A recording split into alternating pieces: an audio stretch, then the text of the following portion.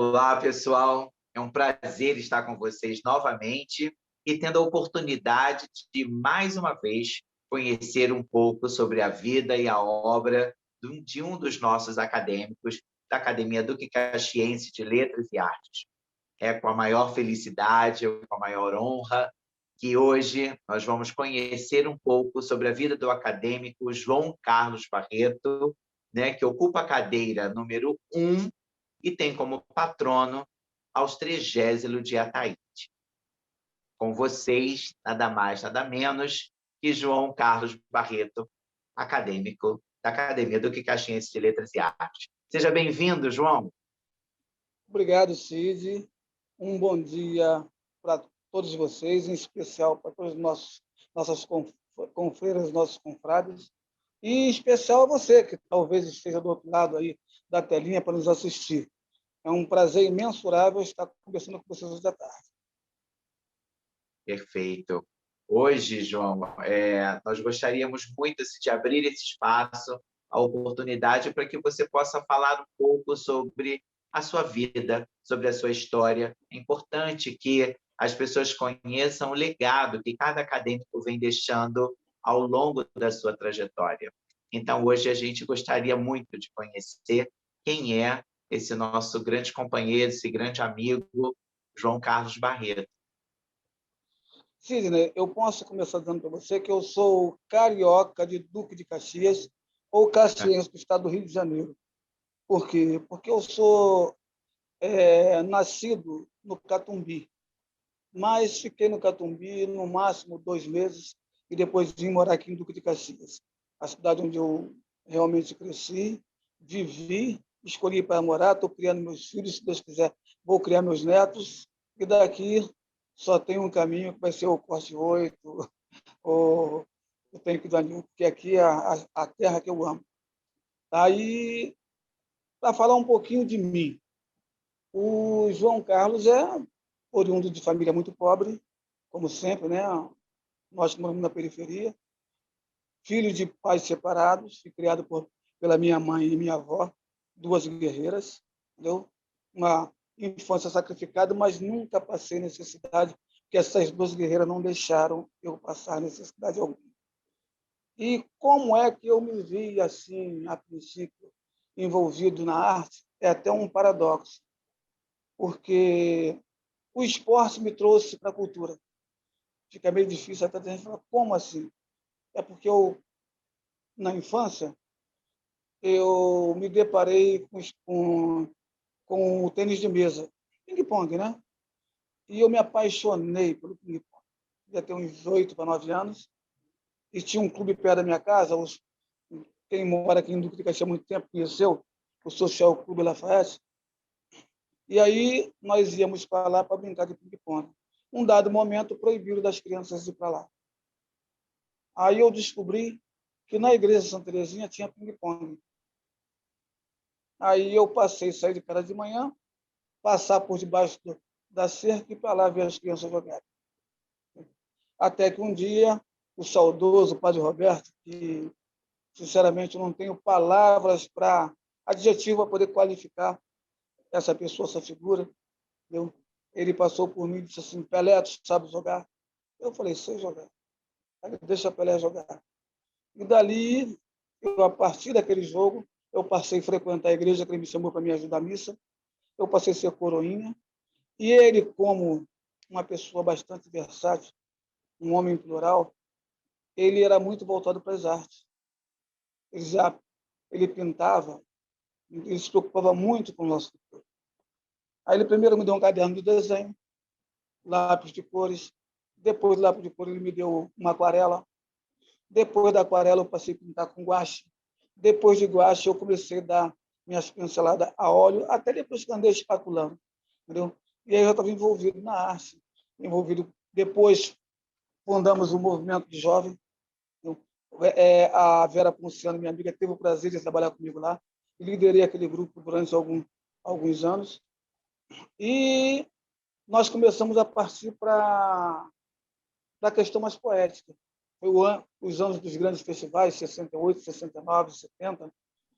E eu Você me tinha vi, quantos anos nessa época, dos anos 60? Você estava com em quantos anos? 69, eu tinha uns 16 anos, 15, 16, 17 anos. Entendeu? E aí Aham. eu já fazia, já naquela época, eu não sabia, eu fazia paródia. Eu não sabia que o nome era paródia. Meus Aham. coleguinhas, naquela época não existia o tal do bullying, né? Naquela época a gente chamava de encarnação, né?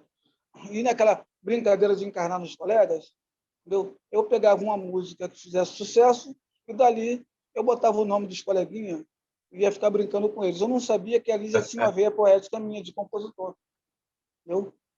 E aí foi assim que eu comecei a compor. Nós tivemos o primeiro festival e eu botei 3 músicas, e as 3 músicas foram classificadas. Ali estava iniciando a minha carreira, mais ou menos. E também, antes disso, eu tive o contato também com as artes cênicas, né?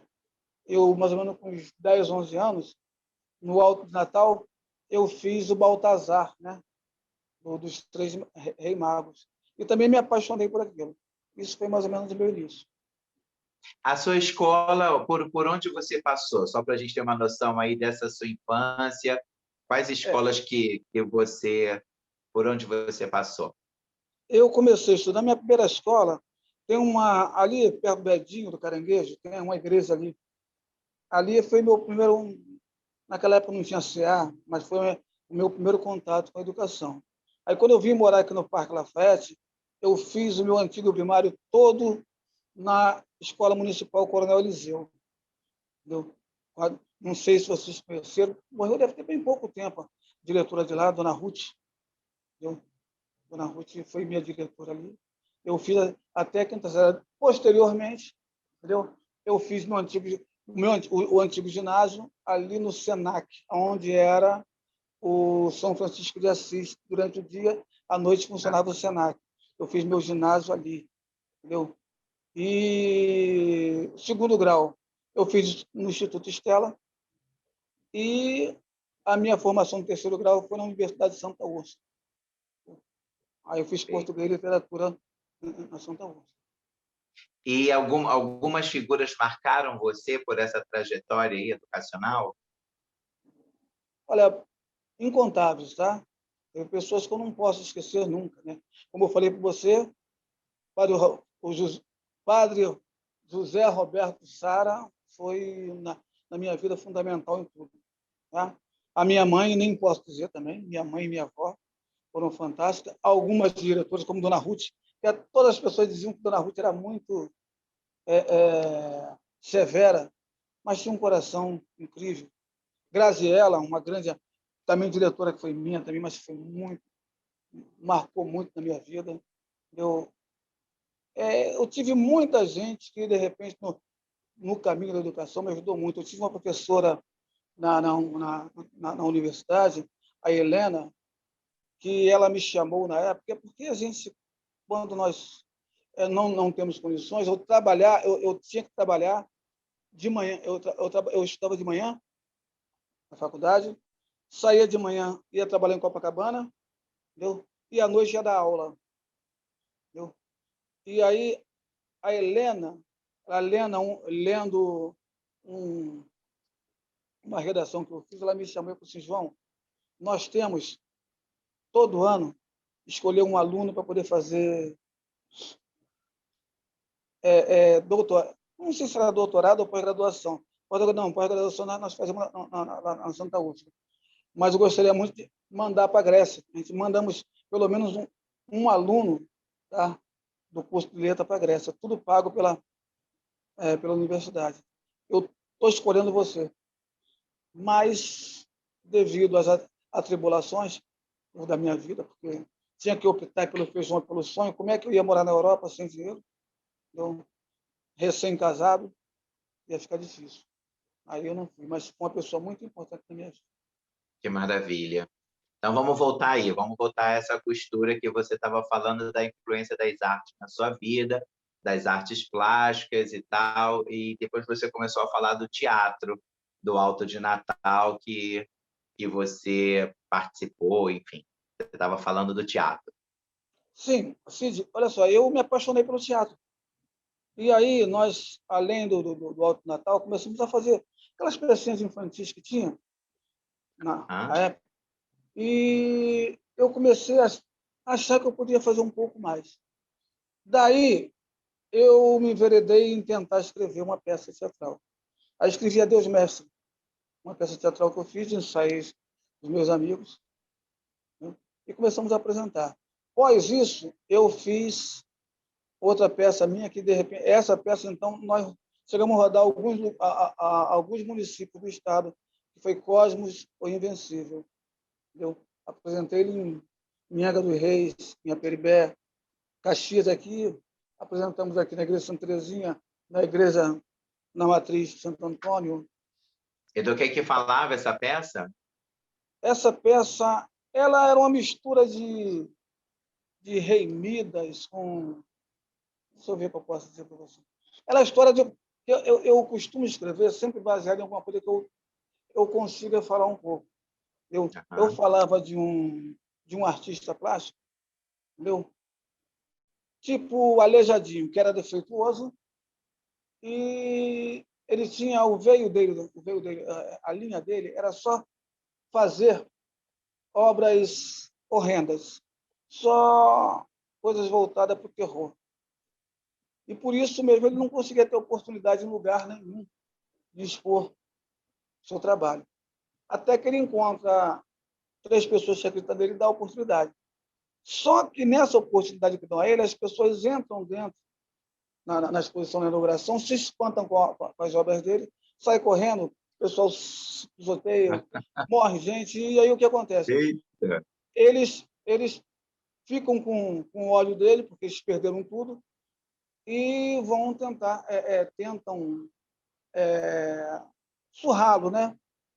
E ele, como é praticamente uma pessoa indefesa, todo machucado, ele pede auxílio ao diabo para poder ajudar ele. Entendeu?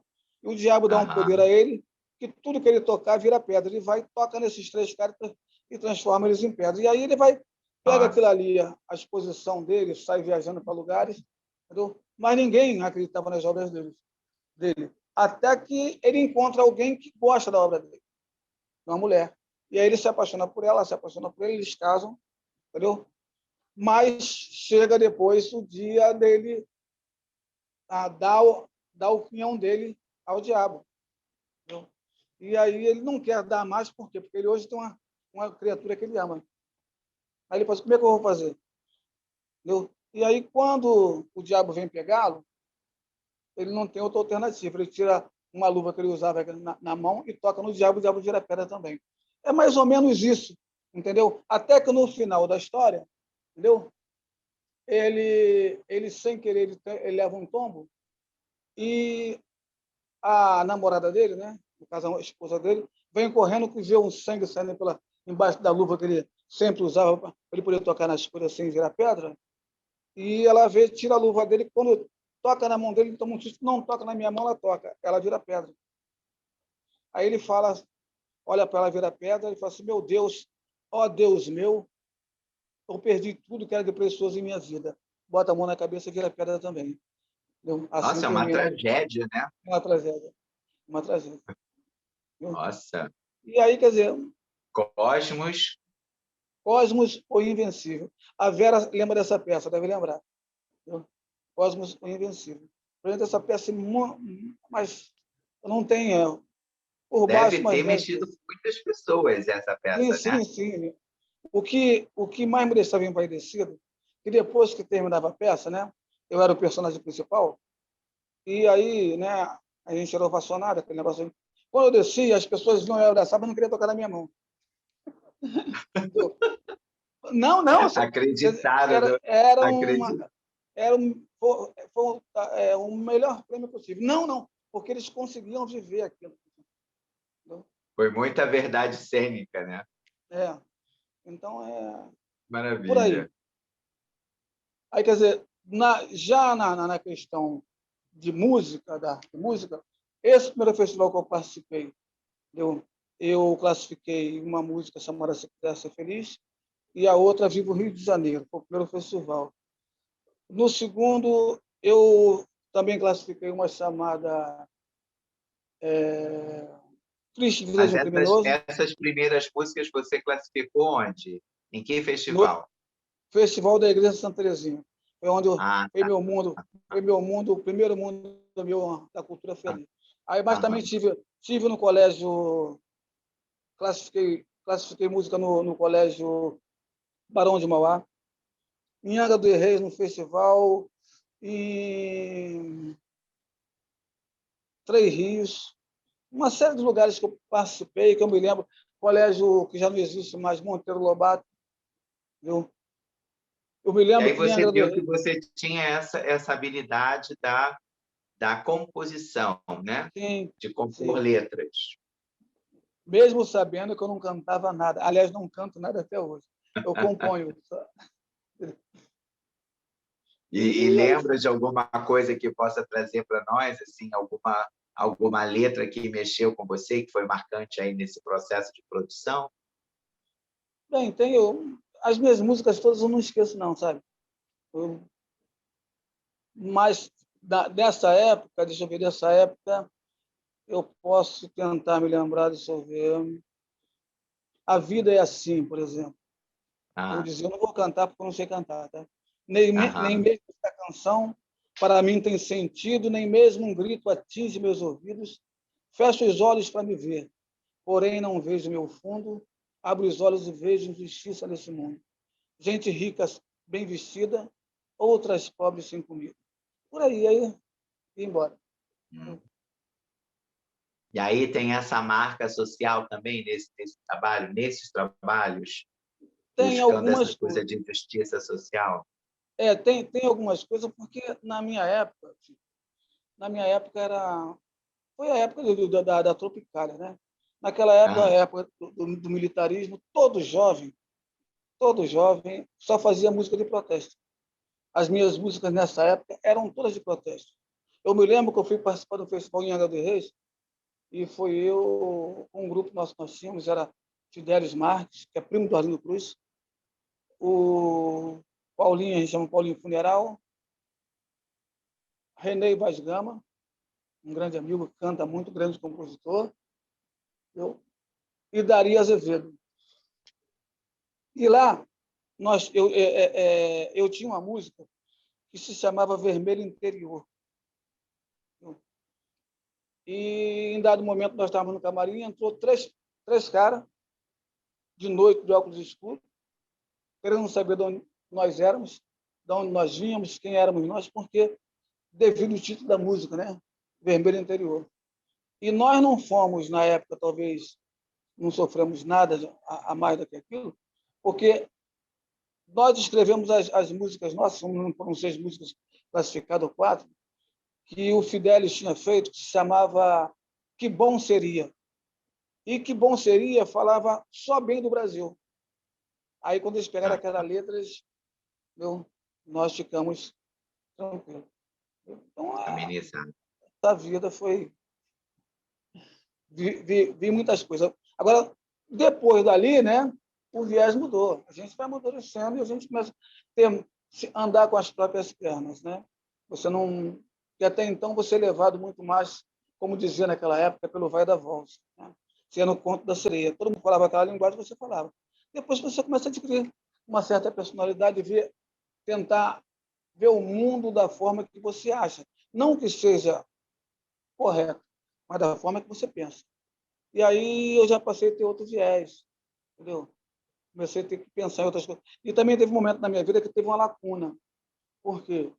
Porque, embora eu gostasse muito de interpretar, gostasse de pintar, eu tenho uma série de amigos meus que têm telas minhas, que hoje eu só tenho, hoje aqui na minha casa, só tenho 2. Eu, mas tem uma série de pessoas que têm telas minhas. Eu escrever peça, fazer música, mas ali eu não via nada em termos financeiros. Entendeu? Aí eu comecei a ter que pensar, ou o feijão, né, ou o sonho, a história do livro, né? Aham. Então eu tive que fazer uma opção. Se eu continuar aqui, eu não vou para lugar nenhum.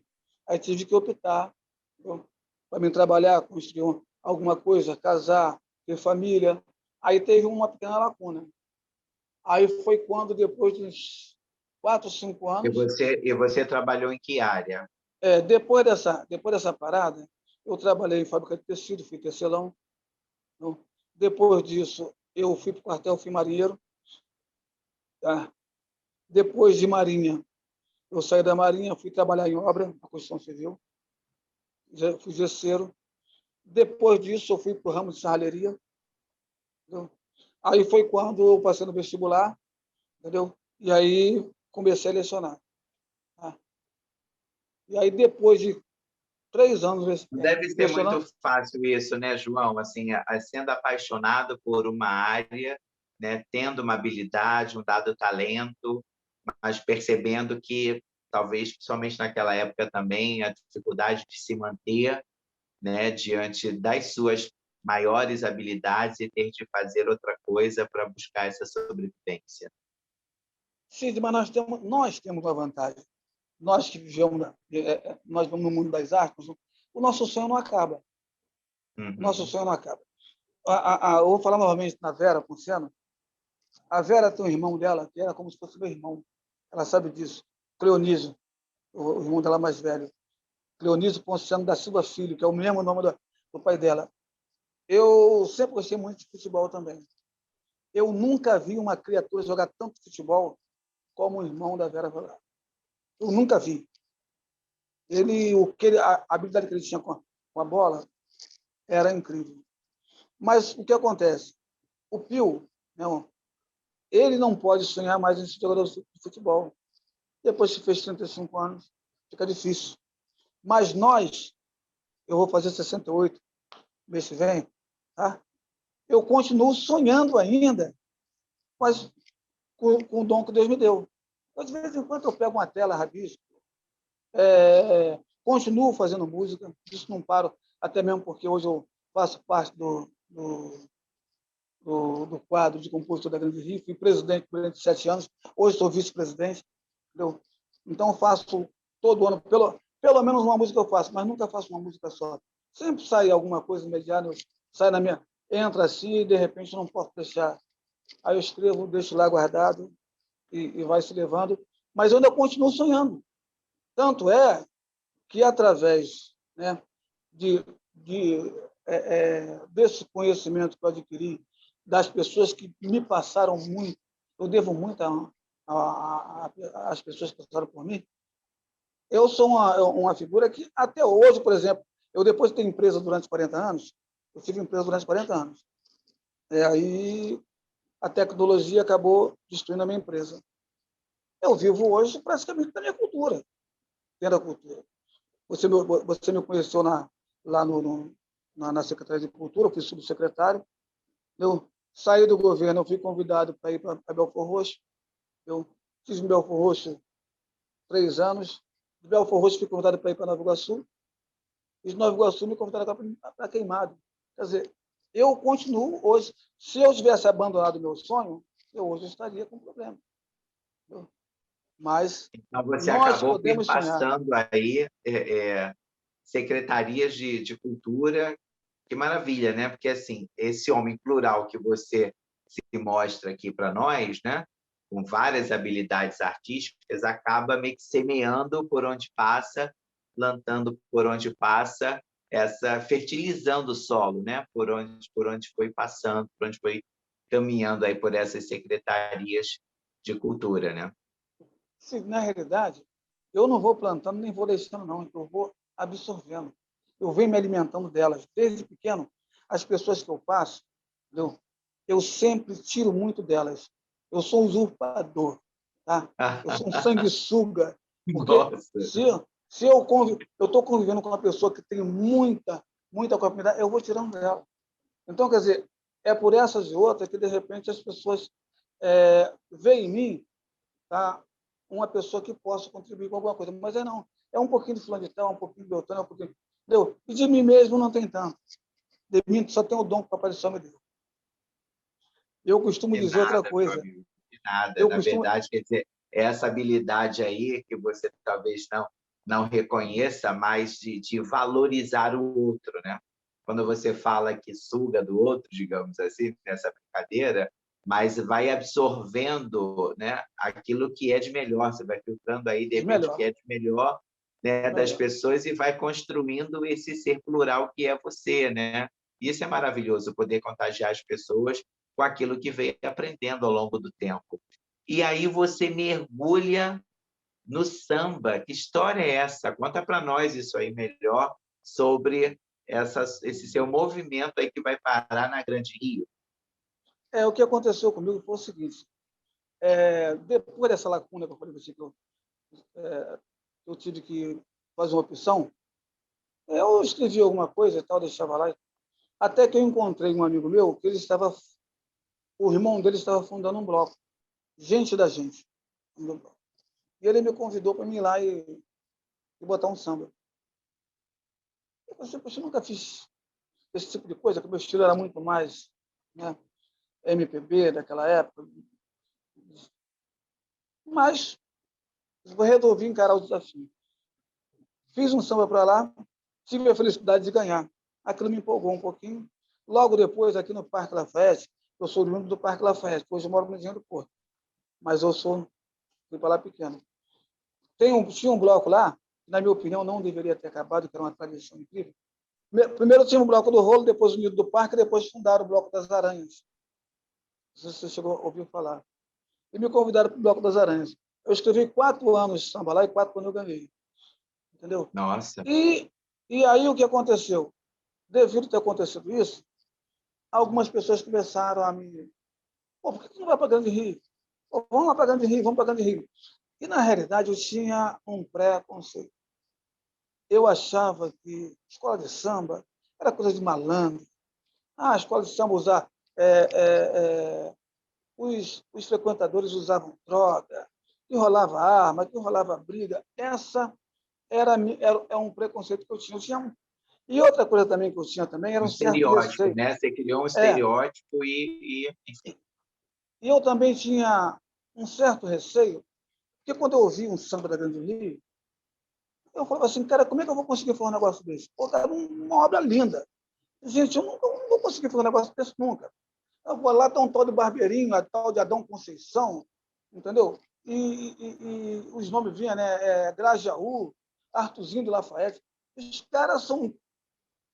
Eu olhava ali, eu nunca vou chegar. Como é que eu vou conseguir fazer um negócio desse? Mas eu não vou não. Até que um dia, um amigo meu, que até faleceu há pouco tempo, ele tinha um amigo dele que estava lá em Santa Cruz, que ia ser presidente da escola, e pediu para ele arrumar um bom compositor para poder fazer um samba. Aí ele falou comigo, João, vamos para lá, bota um samba lá. Pô, cara, eu nunca fiz samba de enredo. Não, mas você consegue, você consegue. Ele me trouxe a sinopse. Eu peguei a sinopse, eu confesso que eu fiquei uns 4 dias lendo aquilo, não entendi nada. Não sabia nem para onde começar. Aí eu tinha que entregar o samba num domingo para levar para o carnavalesco dar uma olhadinha. Quando chegou de sábado para domingo, eu estava dormindo, acordei com aquilo na minha cabeça, uma melodia, e como se tivesse uma voz me dizendo assim, cara, você é capaz. Você não é compositor, compositor é você não consegue fazer isso. Eu levantei e botei um caderno em cima da mesa, peguei um lápis, o samba saiu num prazo de 40 minutos, estava com o samba pronto. Nossa, Eu levei lá para Santa Cruz, eu não sabia nem como é que começava o negócio de samba. Em escola de samba, tinha. Levei para a escola de samba, começamos a concorrer, meu samba ficou em 4º lugar. Primeira vez que botei um samba sozinho, sem ter parceria nenhuma. E acabou isso repercutindo aqui em Caxias. Para ter um compositor aqui de Caxias, lá na Santa Cruz, com samba sozinho, o samba está indo na final. Aí foi quando um amigo meu, Beto, que conhecia o da Grande Rio, falou, cara, vamos para lá, eu te levo você, pode ficar tranquilo, que não vai ter problema nenhum. Aí foi quando eu fui para Grande Rio, em 1997, o enredo era Luiz Carlos Prestes, Cavaleiro da Esperança. Eu fiz o samba e pelo primeiro ano que eu entrei na Grande Rio, eu ganhei o samba. Luiz Carlos Prestes, nossa, Cavaleiro da Esperança. E até hoje, o Elim, segundo o Elim, diz que a Grande Rio tem 2 histórias, uma história antes do meu samba e outra depois. É Que maravilha, João. um Que refrão que todo mundo maravilha. diz aí. Ah, eu tô maluco, amor. Entendeu? Aí daí para Não, cá e o eu. samba contagia, e o samba contagia. Na verdade, a criação de uma letra para um samba enredo é algo assim, porque precisa contagiar, precisa tocar as pessoas, precisa fazer todo mundo cantar junto, então, e emocionar a plateia, né? Fazer com que a bateria coloque alma naquilo tudo e fazer a escola andar, né? Sidney, eu costumo dizer que talvez a composição mais difícil é um samba de enredo. Aí eu pergunto, por que você vai fazer uma música, eu faço uma música, eu estou, de repente, dormindo, estou andando, estou caminhando, eu, como diz o João Nogueira, né, ninguém faz samba só porque prefere, não precisa se estar em lugar mais seguro, nem se refugiar. Você faz a música no momento que venha toda a inspiração. Mas aí, o samba de enredo já não é assim. O samba de enredo você não é inspirado. Você tem que se inspirar na inspiração dos outros. Entendeu? Você não pensou, tipo assim, pode acontecer comigo, com você, com qualquer artista, pensar se eu podia fazer um samba falando sobre. Essa semana eu não estava pensando no enredo, falar sobre os cartunistas do Brasil, pensando lá, desde lá do Amigo da Onça, do Péricles, até Jaguar, outros mais aí, mais jovens. Seria um enredo diferente. Eu pode fazer, mas você não vai fazer o samba, ele não vai para a avenida e nem tampouco a escola vai comprar isso. A escola, primeiramente, negocia o enredo, o carnavalesco, a equipe cultural da escola faz a sinopse, te dá toda a sequência, porque o samba de enredo você não tem que fazer tão somente você ir na biblioteca ou então entrar na internet e pesquisar sobre aquilo e fazer o samba. Você vai fazer, seu samba vai cair no primeiro corte. Você tem que fazer o samba dentro do que o carnavalesco imaginou. Ele faz uma sequência do primeiro carro, segundo, terceiro, quarto, quinto. Se a escola tem 6 carros, ele tem que vir naquela sequência. Cada setor, ele tem que falar naquilo. Você não pode alterar, por exemplo, botar o setor 6 no setor 2. Então, tudo isso tem que ter uma lógica.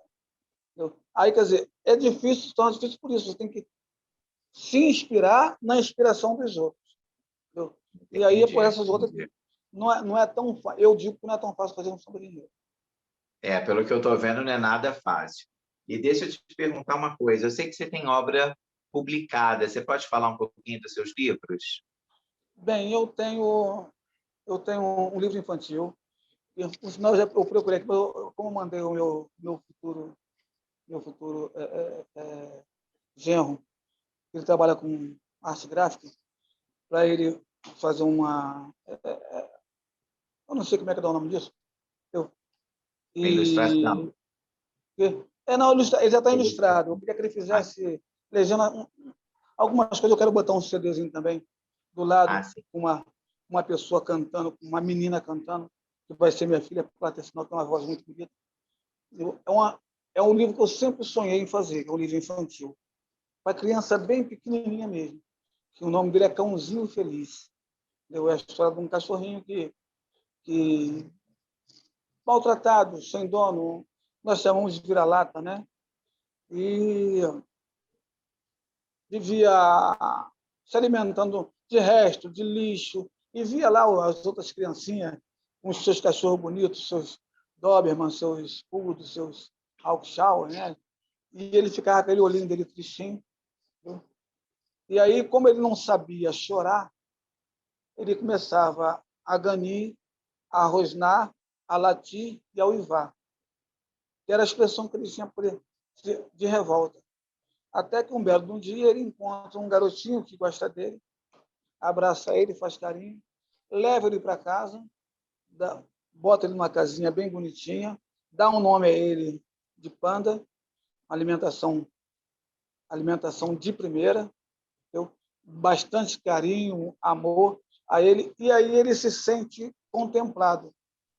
Aí ele quer expressar a sua alegria. Aí ele faz a mesma coisa, ele começa a ganir, a uivar, a latir e a rosnar, porque ele não sabia sorrir. entendeu? Ele antes, ele fazia aquilo tudo porque ele não sabia chorar. Agora ele fazia tudo isso porque não sabia sorrir. Essa é a minha historinha Nossa. E eu fiz até uma musiquinha e tal, mas eu não E sei qual foi a cantar. inspiração para construir essa obra? É porque eu tive uma vez, né, e eu passei na Suípa, entendeu? E vendo aqueles tantos cachorros ali abandonados, entendeu?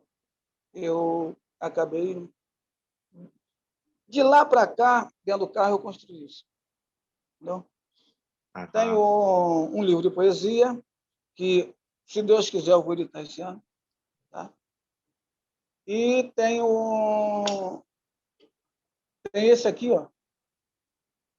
Acho que até na academia deve ter. Sim, sim. Esse é um romance. É um dramalhão. Tá? Eu sou apaixonado por esse livro.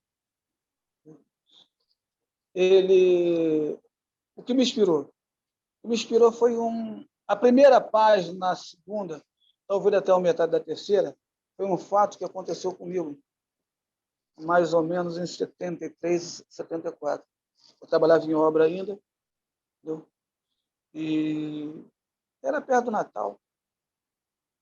Aí eu não sei se era um sábado, que eu trabalhava no meu expediente. Na volta eu trabalhava na Rio Branco, saí da construção, fomos até a alfândega para olharmos as roupas para nós comprarmos para o Natal, que era, como sempre foi prático, né? E, de repente, eu me vi cercado de pessoas, de homens pedindo documento, porte de arma, e um cara que parecia ser turco, dizendo que nós estávamos roubando na Rua da Alfândega. E aí nós tentamos justificar de qualquer maneira, mas eles não aceitaram a justificativa, nos conduziram até essa delegacia, que ficava justamente ali em frente ao Campo Santana, perto ali da Rua dos Inválidos, na esquina. E chegamos lá, aguardamos um pouquinho, aí essa pessoa nos conduziu até acho que era o delegado, entendeu? Aí falou assim, ó, aí o delegado perguntou, o que é esse menino que está fazendo aí? Ele estava roubando lá na alfândega. Eu falei assim, roubando? Mas roubando o quê? Aí ele estava roubando. Aí o delegado falou assim, mas cadê o fruto do roubo? Então, o que aconteceu? O delegado é só uma pessoa, porque normalmente o bom profissional conhece a ferramenta de trabalho dele. Ele olhou para a minha figura, olhou para a figura do jovem que estava do meu lado, que mais tarde passou a ser meu sócio até, entendeu? Ele viu que ele não tinha dois meliantes. Aí ele perguntou assim, um cara assim, o nome do cara, está no meu livro o nome dele lá, Rodrigo. Rodrigo, eles estavam roubando o quê? Ah, estavam roubando. Não, cadê o fruto do roubo? E o Rodrigo ficou sem saber o que falar. Eu disse, tá bom, vai lá fazer a sua onda, deixa eu vir comigo aqui. E aí nós ficamos sentados, ele disse assim, aí tinha um cara que ele estava atendendo, quando acabou de atender, ele disse, vem cá, vocês trabalham, vocês estavam fazendo aqui na Rua da Alfândega. Eu falei, nós estamos aqui na Rua da Alfândega, nós estamos na Rio Branco, e como está perto do nosso 13º, nós viemos aqui para ver o preço das coisas aqui, das roupas, né? Aí eu trabalho em quê? Nós trabalhamos com gesso, teto de gesso. Ele perguntou quanto é um metro quadrado de gesso, mais ou menos. Eu falei para ele na época, X Cruzeiro. Aí ele falou assim, você estuda? Eu falei, estudo. Você estuda onde? Eu estudo no Instituto Estela. Estou falando aqui, estou falando no 2º grau. Aí ele balançou a cabeça. Aí, vocês têm carteira assinada? Eu falei, não. Nós trabalhamos com um empreiteiro. Como é que é o nome dele? Eu falei, Anísio. Só você fala com esse seu empreiteiro, mesmo sendo empreiteiro, para ele escrever mesmo de mão, tá? aonde você trabalha, tudo direitinho, assinar. E anda com isso no bolso. Eu estou vendo que vocês, tá, são bons garotos, não tem nada a ver com isso, mas é que tem alguns maus policiais naquela época, que quer fazer o seguinte, ele prende para poder mostrar serviço o trabalhador, porque ele recebe o dinheiro lá do bandido para ele ficar fazendo sujeira na rua. Tá? Vai embora, vai para casa tranquilo, tá bom? Eu não tenho problema. Eu saí dali com tanto ódio, desse tal de Rodrigues, que eu fiquei pensando o que poderia acontecer comigo se, por acaso, eu não encontrasse um delegado meu consciençoso. O que podia acontecer? Podia acontecer me jogar no xadrez, eu e outro menino. Podia acontecer, de repente, alguém ser estrupado lá dentro. Garoto novo. Eu tinha, na época, devia ter 21, 22 anos, né? Sem conhecer malandragem nenhuma. Automaticamente a gente ia ser. E ali eu comecei a pensar naquilo, e dali, ó, você vai preso, chega dentro, de repente, vamos supor que queiram me estrupar, eu não vou querer deixar. De repente, vai que eu vou agredir alguém, alguém desse aí morre lá dentro, eu vou ficar preso pro resto da minha vida porque eu cometi um crime, entendeu? Para poder me defender. E ali eu comecei a pensar nisso, eu vou escrever uma peça. Mas cada dia foi passando, eu pensava no negócio, isso aqui dá para entrar naquela minha história. Quando eu vi, estava muito grande. Eu falei, não dá uma peça, não pode ser mais uma peça. Aí eu já comecei a pensar no livro. E aí eu fui trabalhando. Tanto é que quando eu escrevi esse livro, se eu não me engano, em 2001, eu escrevi esse livro, não levei 30 dias, ele tem 168 páginas. Porque eu já tinha Nossa. a história toda na minha cabeça. Alguns personagens eu fui criando, alguns lugares e tal, mas eu tinha o começo, meio e fim do livro.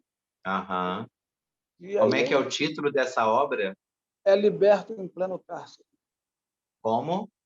Liberto em Pleno Cárcere. Porque ali eu já coloco eles presos, os dois meninos presos, coloco que um deles mata um cara que tenta estuprar eles.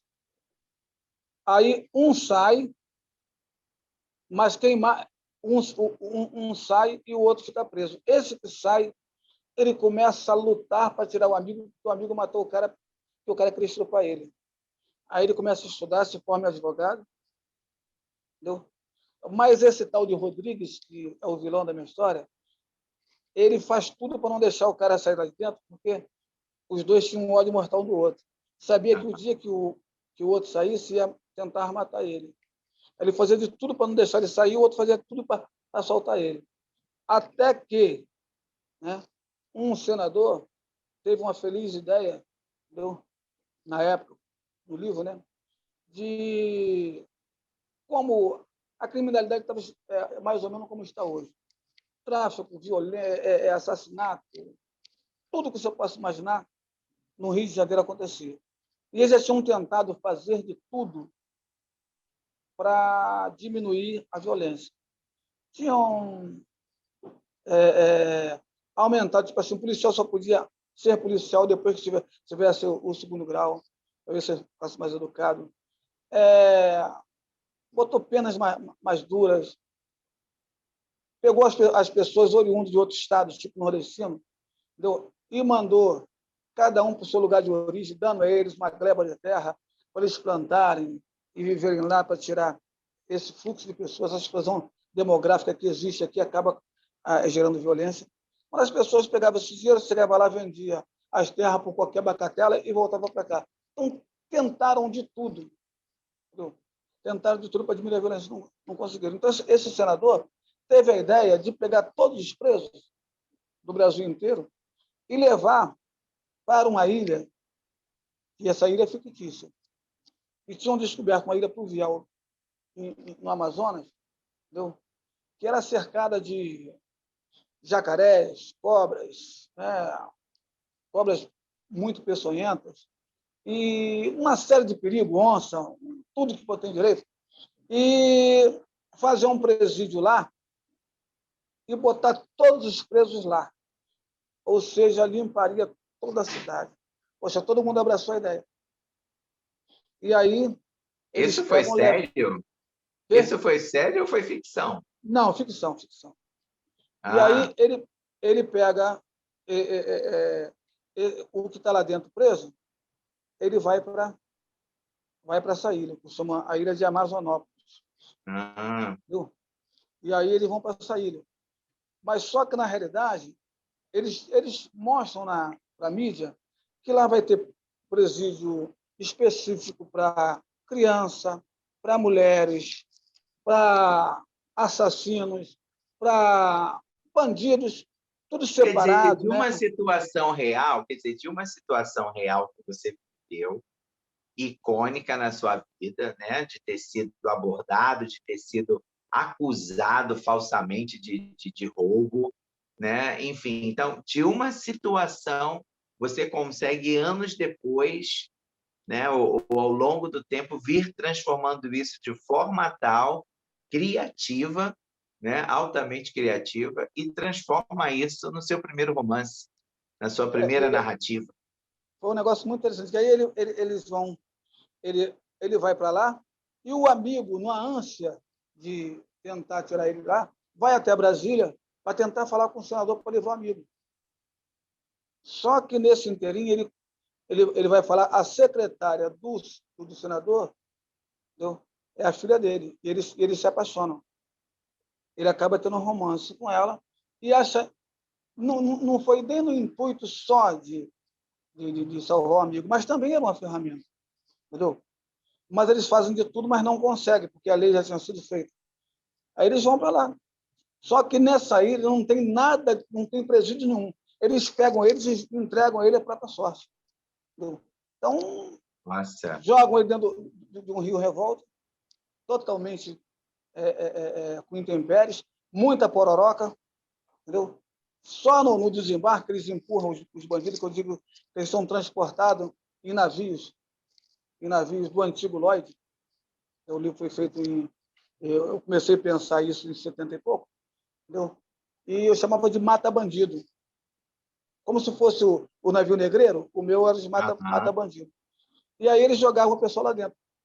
Tipo assim, se eles jogaram 2 milhões de pessoas, conseguiram chegar lá no máximo 1 milhão. Metade foi devorado por jacaré, morreram afogados, nossa, entendeu? E por aí afora. Eles chegam na chocante, ilha, né? eles chegam na ilha, consegue se agarrar ele, esse personagem principal, ele consegue se agarrar num tronco, chegar na ilha, entendeu? Ele com um amigo que vivia sempre com ele, e consegue salvar um garotinho que estava se afogando, e os três chegam até ele. Aí os três ali têm que tentar se juntarem e sobreviverem. Entendeu? Aí Sobreviver. eles começam o primeiro intuito deles é procurar frutas, né? É comer. Tentaram pegar um tatu, não conseguiram, mas aí depois eles conseguem encontrar uma tartaruga, que é mole de correr atrás, conseguem se alimentar daquela tartaruga. Aí depois conseguem Coitada da encontrar, tartaruga. é, conseguem encontrar outras pessoas que eles foram vendo lá. Aí começa a fazer um grupo, Uma comunidade. uma comunidade. Mas só que ali era a lei da sobrevivência. Para sobreviver, um matava o outro. E os corpos que ficaram boiando no rio serviram de alimento para muitos deles. Até a cena de canibalismo aconteceu. Mas ele começa a ver, entendeu? Que o pessoal vem roubar alimentos dele que eles caçavam. Ele, numa briga dessa, com outro grupo, ele perde 2 amigos, entendeu? Matam lá os inimigos, fica ele e um cara muito bom, que era um bandidão aqui, e eles começam a brigar os dois, e quando os dois estão muito fracos, o que acontece? Vem uma onça e pula em cima deles. Nossa, E aí eles, muito fracos, mas tentando sobreviver, começam a lutar contra a onça, ela morde ele, e até que eles conseguem enforcar a onça e matar a onça. Aí ele vai e descobre que se eles continuassem se matando, eles acabam se exterminando. O jeito melhor era se unirem. Aí ele começa a unir todo aquele pessoal que tem na ilha. Sempre que encontra uma tribo, em vez de brigar, eles chama ele cria uma comunidade lá dentro imensa. E aí só se fortalecendo. Entendeu? E esse amigo dele lá de cá liberto do continua. cárcere. É, Não dá o spoiler todo, não, né? Você pode contar tudo para a gente querer ler o livro. tá. Então, quer dizer, ele faz tudo isso, entendeu? Chega um ponto, no final, que ele não sabe. Aquilo ali passa a ser uma comunidade tão boa para ele, entendeu? Então, as pessoas respeitam ele, esse amigo dele começa a fazer uma propaganda, que consegue chegar até ele lá, entendeu? Que ele vai, ele passa a ser uma pessoa muito famosa. Tipo um Mandela desse da vida. Viu? Embora eles chegam num ponto que ele está doido para sair, porque ele é idolatado aqui fora, cada vaidade que sobe a cabeça dele queria voltar a ser inocente, ser idolatrado, isso todos nós somos vaidosos, mas a mulher que ele conquistou lá falava para ele não fazer isso. Aí ele chega um certo tempo, ele descobre que ele ali é um presídio, mas ele está liberto. É mais ou menos isso. Mas eu não vou te contar mais não, porque realmente você E eu já fica vi por aí. aí que tem sempre um tom meio trágico, tem sempre Tem, uma tem. paixão Tem, também. Na tem uma... peça lá, na peça do Cosmos, tinha uma paixão, agora nessa aí também tem outra paixão. E Nessa esse tem tom duas. meio Eu tenho, trágico aí na obra, né? Meio impactante, né? Nas obras. Não é quer dizer, a verdade? gente... É por aí, se diz, sei lá, eu não sei, é o meu jeito de escrever.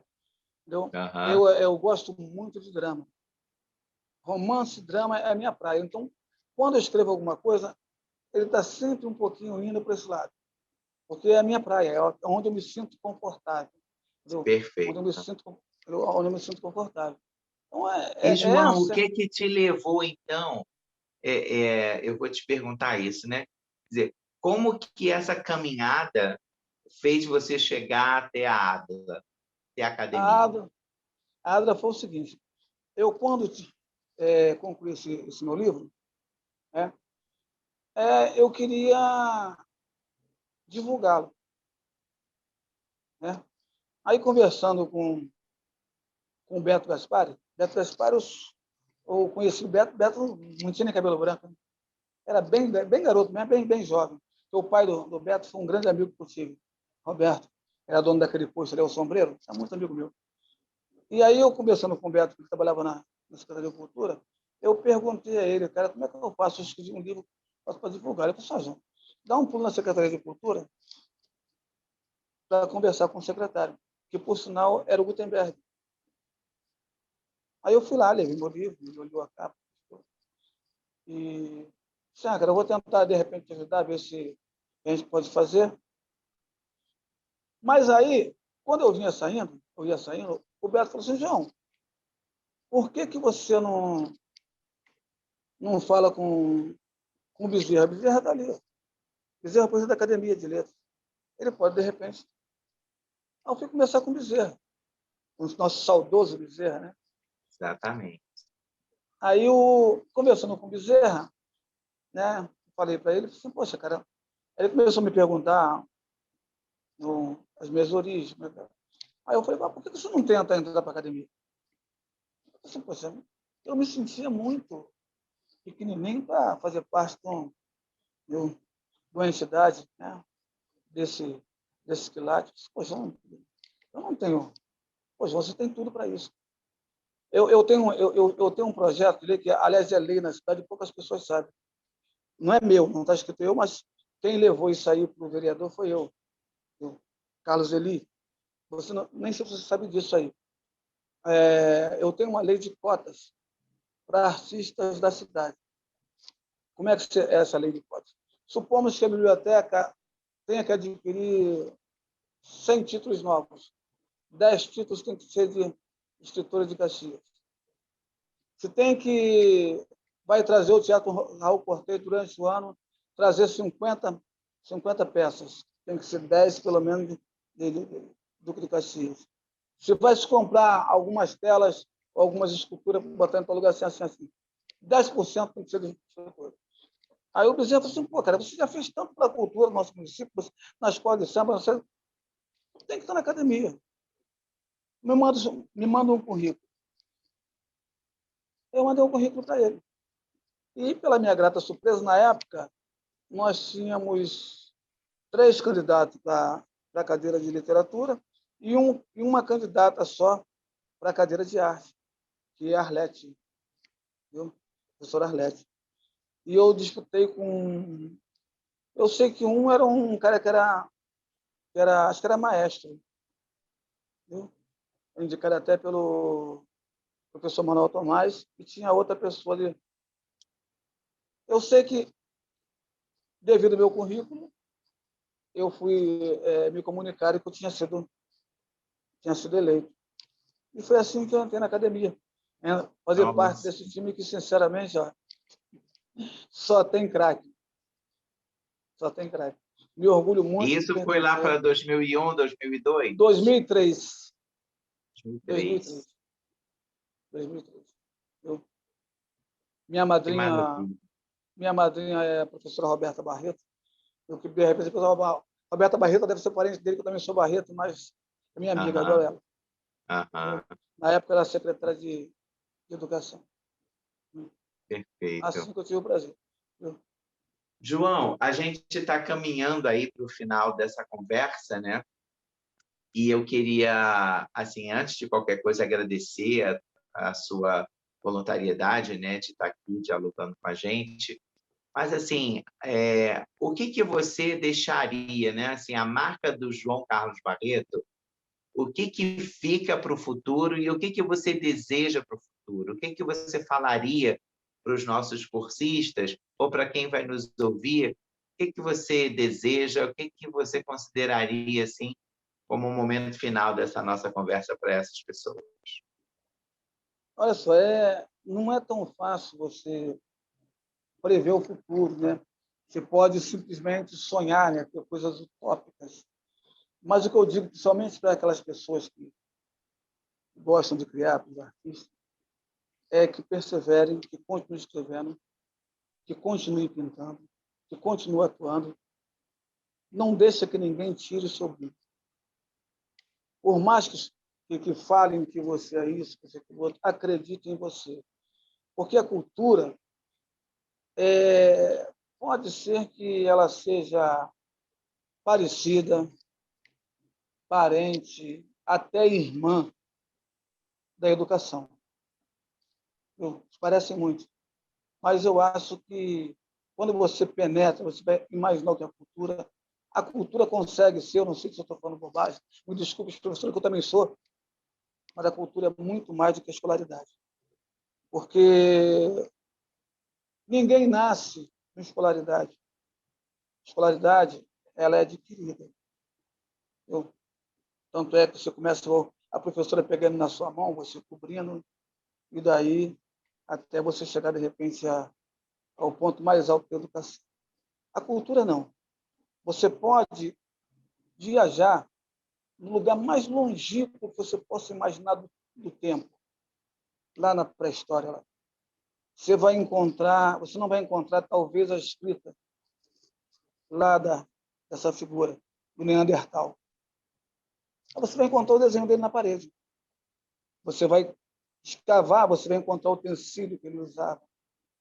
Entendeu? Vai mostrar, de repente, através de um desenho, uma dança deles, a culinária deles. Isso é cultura. Ninguém vive sem cultura. A cultura ela nasce com o elemento. Todos os povos têm sua cultura. É uma coisa instintiva. Então, o que eu quero deixar para o futuro é que quem cria, que tem sua cultura, não esmoreça. Porque, de repente, quem não gosta de uma coisa vai ter outro que vai adorar. E, para mim, é uma satisfação imensurável estar conversando com você e com quem ainda talvez esteja do outro lado da telinha. Entendeu? A gente que é poeta, muitas vezes, a gente escreve tantas coisas lindas, né? Tantas coisas bonitas. Também vemos, né? Através dos grandes poetas e escritores, tantas coisas fantásticas. E muitas das vezes, quando a gente quer falar de uma coisa, a gente não consegue encontrar a palavra adequada. Eu queria encontrar, talvez, uma partícula minúscula para poder retratar, talvez em verso ou em prosa, uma partícula do que é pertencer à academia, do que é a ciência de letras, a ADA, que vai completando o seu cinquentenário, não é isso? Mas eu não Vai ser consigo. cinquentenário, já passamos dos 50, estamos aí nos 50, né? Na verdade, esse ano a gente faz 53 anos. Então, quer dizer, a gente, por mais que a gente queira encontrar a palavra, a gente ficamos como tipo assim, aqueles nossos irmãos nordestinos, né? Vexado. Mas eu quero dizer para você, e para todos os nossos confrades, nossos confrades, entendeu? Que a coisa que mais pode dizer sobre o que eu sinto por estar nessa entidade É uma palavra muito simples, muito vulgar, mas sai do fundo do coração. É amor e obrigado. Só isso. Meu amigo, nós que te agradecemos pela oportunidade que você nos deu de te ouvir, de saber um pouco mais da sua vida, da sua história, da sua produção, que nasça, né, essa produção nova infantil que você deseja tanto, que novas composições extraordinárias possam sair dessa cabeça criativa, que sambas e enredos possam tocar o coração das pessoas, não só de Caxias, do Rio de Janeiro, do Brasil e do mundo. Eu não tenho dúvida de que isso ainda vai surgir, porque você é um homem bastante ativo, está atuante aí na cultura, não só de Caxias, como de outros municípios, e é maravilhoso ter você como companheiro na nossa ADRA, na nossa Academia do Caxiense de Letras e Artes. João Só mais Carlos um, Barreto, mas só mais um diga. segundinho. Só mais um Claro. segundinho. Só eu esqueci de falar uma coisa para você. Eu fiz um convite a você, né, mês passado, para participar da FLIBA, e não foi concretizado, infelizmente, por causa do momento que nós estamos vivendo. Nós tivemos que fazer toda a nossa festividade online, através das redes sociais. Então, por isso que eu não tive o prazer de levar os meus pares para lá, porque ia ser carro-chefe, ia botar a nossa academia para ser Cicerone, dar as boas-vindas à cultura da Baixada Fluminense. Valeu, Silvio. Fique tranquilo, não vai faltar oportunidade. A gente está aqui atuante, vamos transformar todo esse momento de pandemia num momento também de mais humanismo, de criatividade, de produção, né, para tocar as pessoas, para que a gente possa enxergar a esperança diante de tudo isso. Meus Como bom, amigos, esse como, foi... como Diga. bom sambista que eu sou, né, eu gostaria de deixar um recado, entendeu? Na frase linda que a dama do samba deixou, que me deixou há pouco tempo, dizia que é a dona Ivone Lara. Um sorriso negro e um abraço negro para todos vocês. Muito obrigado. Esse foi João Carlos Barreto, ocupante da cadeira número 1 da Academia do Caxiense de Letras e Artes, que tem como patrono Austrigésilo de Ataíde. Meu amigo, mais uma vez, muito obrigado a todos vocês que nos ouviram. Obrigado, então, e estaremos juntos no próximo encontro. Tchau, tchau. Até a próxima.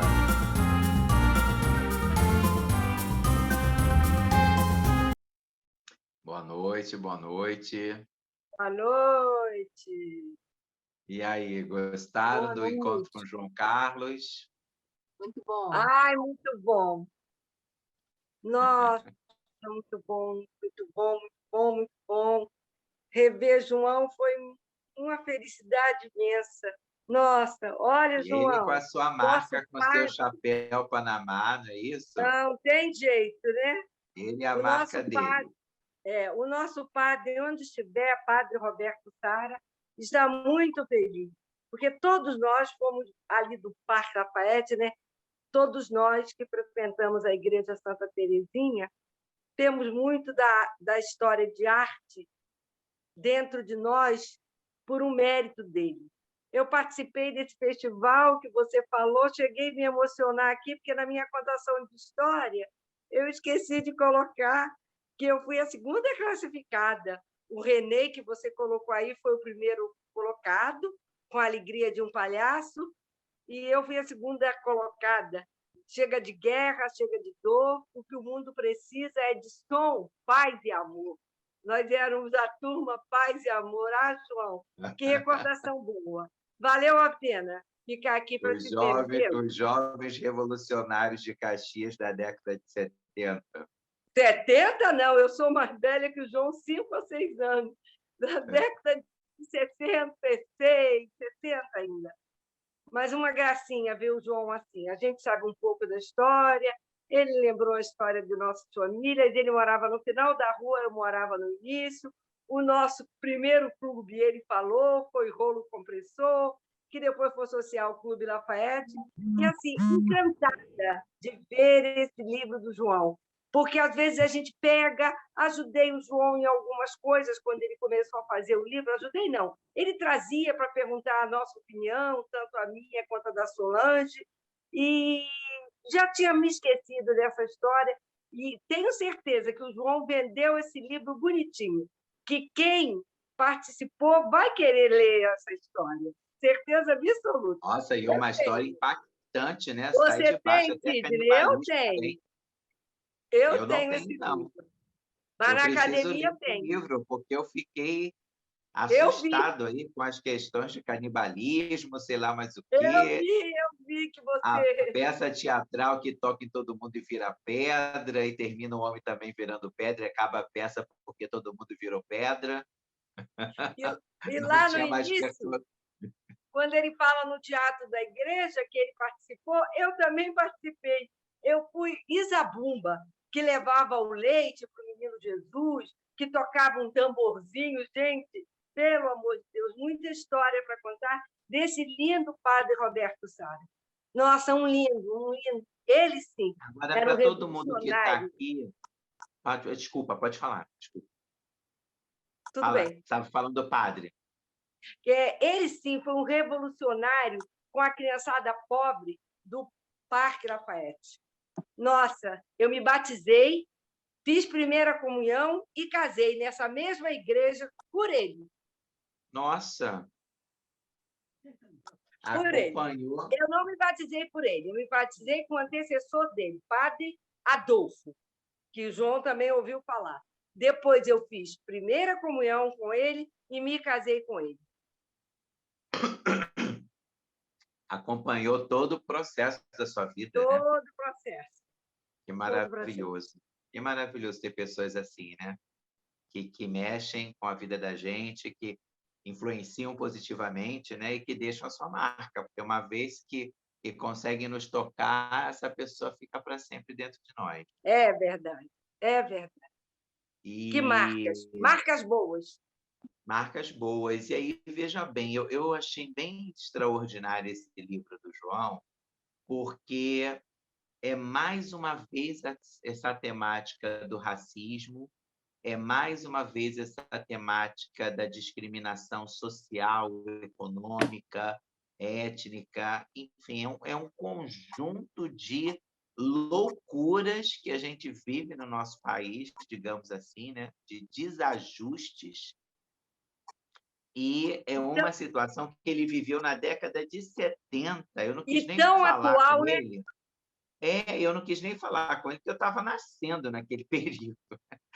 Eu acho que ele viveu isso em 74, eu tinha 2 anos. E aí, vejam bem, né? Quer dizer, é um assunto que, mais uma vez, né, no Rio de Janeiro, nos últimos tempos, quantas pessoas não vieram morrendo, e se a gente fizer aí um estudo ou observar os estudos já realizados, quem é que morre no Rio de Janeiro? Parece que tem endereço certo, parece que tem cor certa, parece que tem lugar social certo, né? Já está marcado para morrer, né? O Então, João não assistiu, não, né, Cid? O João está com a ele, gente, não, né? infelizmente, não conseguiu entrar. Ah, que Infelizmente. pena. Seria Porque eu bom já se ele tivesse. estou doida para conhecer um cãozinho feliz. Olha como Ah, as é, histórias é. se entrelaçam, né? Até Como as o histórias cão, se né, entrelaçam. gente? O cão, que Até o cão. aí ele vê uma história de um cão na Suípa, vai à Suípa, quer dizer, algumas pessoas que já estiveram lá, quando ficava ali, eu não sei se funciona ainda, acho que não mais, mas quando funcionava ali em Manguinhos, se eu não me engano, Eu Manguinhos, acho que ainda aquela é. região, debaixo de um viaduto, debaixo do metrô. Realmente era um lugar Embaixo da assim linha que do trem. precisava de apoio, enfim, de cuidado. Então, a gente vê assim, o descuido tanto em relação ao humano quanto em relação ao animal. Enfim.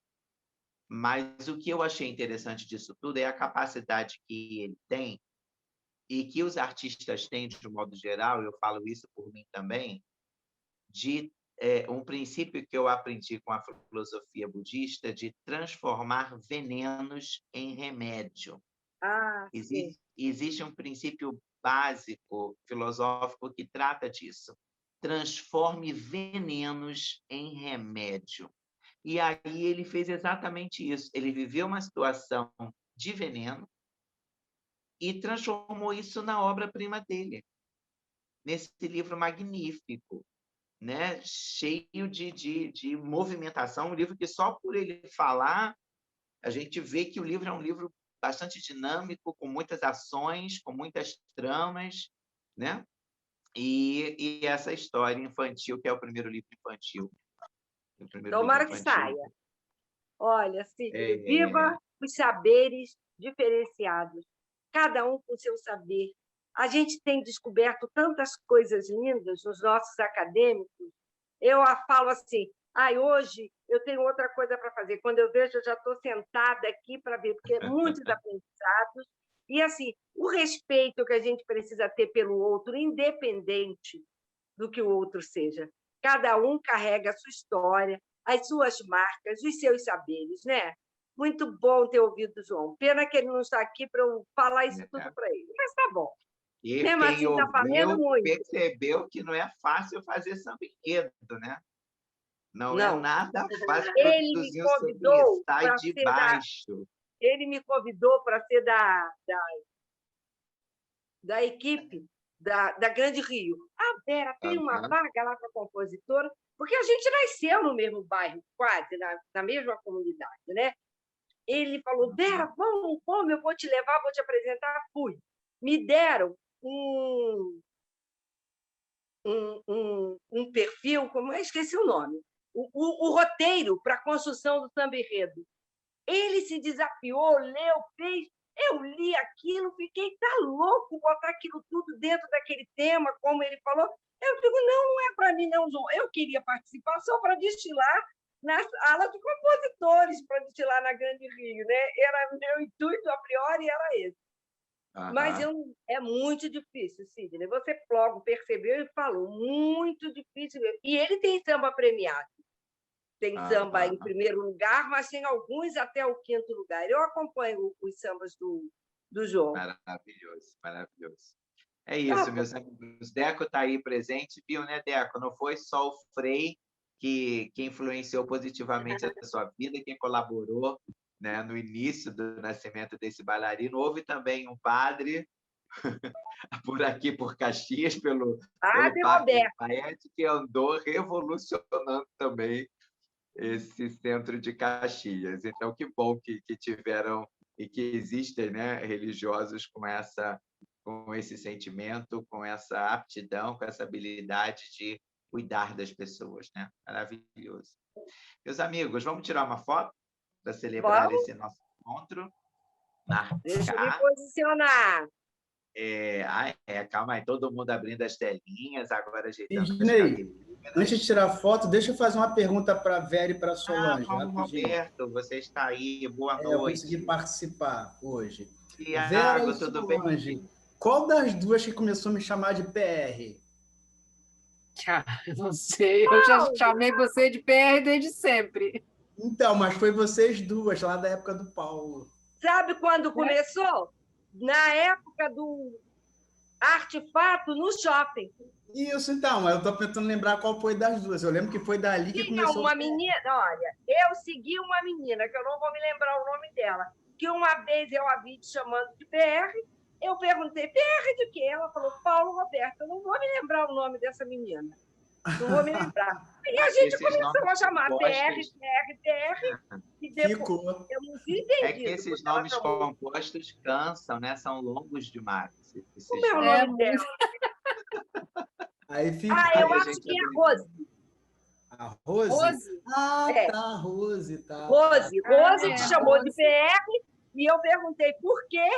Aí ela disse, Paulo Roberto, eu achei tão bonitinho, porque eu chamava Pierre. Aí eu escutava, ela falava Pierre. Ela disse, não, Vera, PR. Aí ficou PR. Ninguém sabe quem é Paulo Roberto, mas todo mundo conhece PR. Paulo, eu achei legal Pierre, hein? Acho que é uma coisa mais Pierre francesa. também. Interessante, gostei. Pierre, da próxima vez eu vou te chamar assim. Bom, vamos lá então para a nossa foto. O Paulo Roberto tirou a curiosidade dele. É o Pierre de Caxias, o francês de Caxias. Calma aí um minutinho que eu vou localizar Dona Terezinha aqui. Vou colocar a senhora de novo aqui, eu acho. Minha mãe quer sair na foto, né? Quer estar bem. Isso. Vamos lá. Vamos lá, Carlos, nosso diretor, é com você. Muito obrigado, gente, mais uma vez. Vamos lá, agora. Foi. Obrigado. Oi. Pronto. Gente, só para comunicar, na sexta-feira agora, nós temos a presença, né, a participação do nosso maestro acadêmico, maestro Ezequiel Cruz, com algumas histórias muito interessantes da formação dele de musicista, como ele chegou a essa formação. Ele, de uma maneira bem interessante, nos cedeu alguns vídeos das passagens dele pelo mundo, Olha, que legal. regendo bandas, algumas fotos e alguns pequenos vídeos. Só por curiosidade, assim, para deixar vocês curiosos, ele foi direcionado para a Namíbia, para ajudar a fundar a Orquestra Sinfônica de lá, a Banda Sinfônica dos Militares, coral. Esse homem tem histórias para contar. Se eu fosse você, não perderia o nosso encontro. Ele é da Marinha ou do Exército? E semana que vem, então, a gente tem a presença da professora Tânia Amaro, né, que pediu para que deixássemos para a semana que vem. Teremos mais. Marinha do Brasil. Nosso curso termina agora em maio, né? Tá bom? Então, vamos ficar atentos, vai ser muito bom, a gente está caminhando para o final, e eu espero que vocês aproveitem. Eu estou quase imaginando que no último dia a gente faça um grande diálogo com todo mundo que conseguiu participar, com quem quiser dialogar, o que ficou de todas essas vivências, de todas essas memórias e vidas, né? Vidas e obras de cada um deles. É isso, queridos. Boa noite. Boa noite. Bom jantar. Boa noite. Boa noite, gente. Boa noite.